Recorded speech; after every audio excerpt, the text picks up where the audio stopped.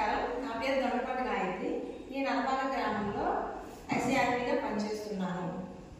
గతంలో నేను 5 జాతులు 18 రకాల విత్తనాలతో నవధాన్యాలు సాగు చేయడం జరిగింది.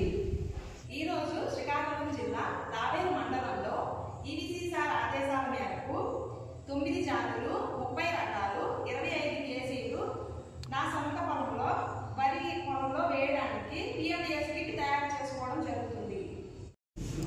ఈ 30 రకాలు అనేవి జొన్నలు 2 కేజీలు, బొబ్బలు కేజీ, శనగలు 1 కేజీ, పెసలు 2 కేజీలు, మినుములు 2 కేజీలు, నువ్వులు 2 కేజీలు, మొక్కజొన్న 2 కేజీలు, ఉలవలు 1 కేజీ, రాగులు 2 కేజీలు, గంటలు 2 కేజీలు, కట్టుజొన్న 1 కేజీ మరియు తోటకూర 1/2 కేజీ, ముల్లంగి 200 గ్రాములు, బీర 50 గ్రాములు, ఆనవ 50 గ్రాములు, మెంతులు 1/2 కేజీ, ఆవాలు 50 గ్రాములు, బరబాటి 100 గ్రాములు, పాలకూర 50 గ్రాములు, పందిరి చిక్కుడు 50 గ్రాములు, గోరు చిక్కుడు 100 గ్రాములు, బెండ 100 గ్రాములు, గోంగూర 1/2 కేజీ, కొత్తిమీర 1/2 కేజీ.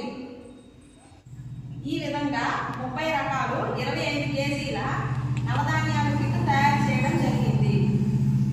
లావేరు మండలంలో 10 మంది కలిపి 25 కేజీల కిట్ చొప్పున సామూహికంగా నవధాన్యాల